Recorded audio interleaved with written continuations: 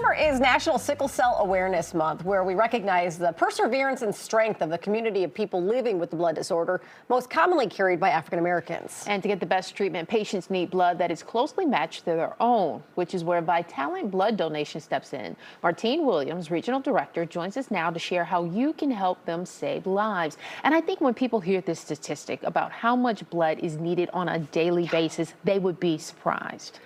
Absolutely. So for Vitalant, we service about 900 hospitals across the U.S.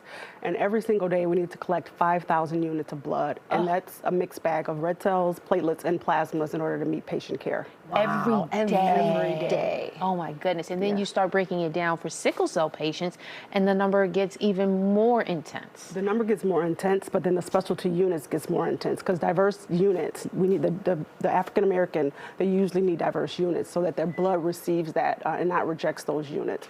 And so when I talked about the 5,000 units we need a day, over the summer we collected 15,000 fewer units, which has definitely put the blood supply in a critical state, which definitely impacts patient care. For sure. Now, for sickle cell patients, can they receive, do they have to get their own specific blood type? They can't get O, they have to have the exact match?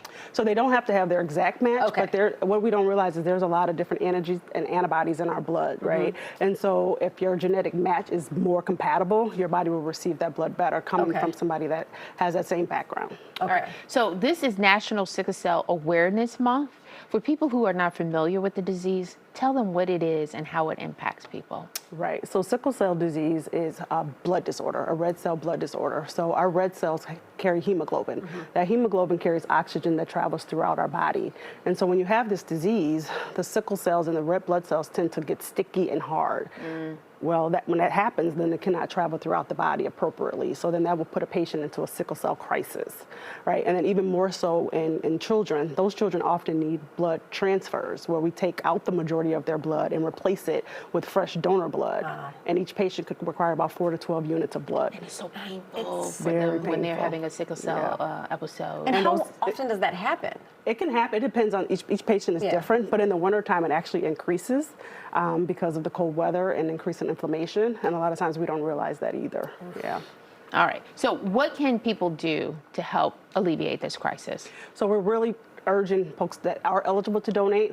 Majority of the population is eligible to donate, but yet only 3% do. So we're really urging, if you're eligible, to come out, roll your sleeves up, especially our high school students. We're trying to re-educate them on the importance of blood donation. A lot of them were quarantined during the pandemic and not seeing their peers donate. And so it's really critical for them to start getting into that habit early on. And then when we think about diversity with sickle cell patients, we really need our Black and brown communities to step up and help with the impact for that. And I think there's an under-education for a lot of folks about donating blood because they're like, oh, I don't want to get sick. Oh, I don't want to feel tired. Like those things don't really happen, correct? Those things don't really happen. As long as you're well and healthy, you eat a good meal, the blood process is really, it's really painless. It could take you about 20 minutes from start to finish. And then think about that, 20 minutes of your life and you're saving 3 lives. And what is the impact if you guys aren't able to get those numbers up? You were talking about doctors have to make some difficult choices? Absolutely. So a lot of times doctors have to make difficult decisions if they have multiple patients that are in need of specific blood types, specifically O negative.